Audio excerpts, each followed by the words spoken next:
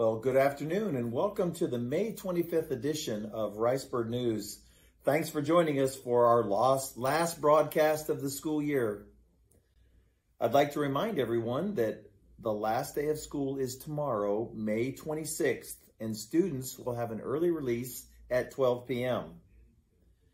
Last night at the May board meeting, we recognized the class of 2022 valedictorian Marin Croy and salutatorian Brianna Shanks, as well as several state athletic qualifiers, Kayleen Mendez in powerlifting, Ruben Owens, Oliver Miles, and DK Ward in track and field. The board also approved the hiring of assistant principal Jeff Orsak at the high school and Todd Bohannon at the middle school. We welcomed them to ECISD, to the high school and to the middle school. They're well entrenched in their community with many people. Todd lives here already, and Jeff grew up having relatives in El Campo, so they feel like they're back home. The board also approved the 2022-2023 compensation packages for all teachers, all professionals, all administrators, and every one of our hourly staff employees. So we're excited about the commitment from our board to compensate our employees extremely well.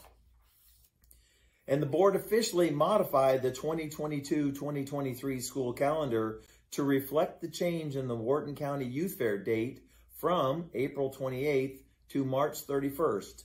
We will be putting out a new calendar soon. You'll see it will say approved by the board in January and then modified in May. So look for that new calendar, throw the old one out, because the March fair date is now on the 31st. You can also find this on our website. With graduation on the horizon, we'd like to tell the class of 2022 how extremely proud of them we are and that we wish them the best in all their future endeavors. We know they'll make El Campo proud and come back home when you graduate.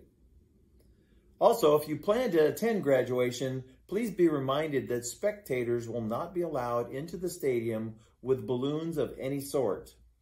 The ceremony begins at 8 p.m. and is at Ricebird Stadium.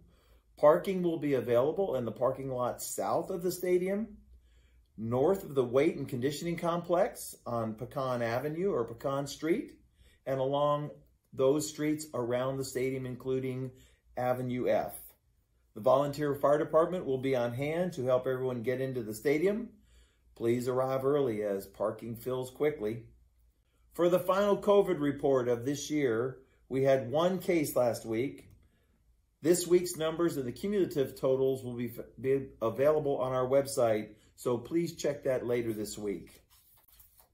And finally, that's all for Ricebird News for the 21-22 school year. Thanks again for joining us. We hope it's been helpful. If you have any suggestions, please email us. You can email either me, Bob Callahan, at ricebirds.net, or V. Kaufman for Valerie Kaufman at ricebirds.net. And we'll see you again in August. Thanks for joining us.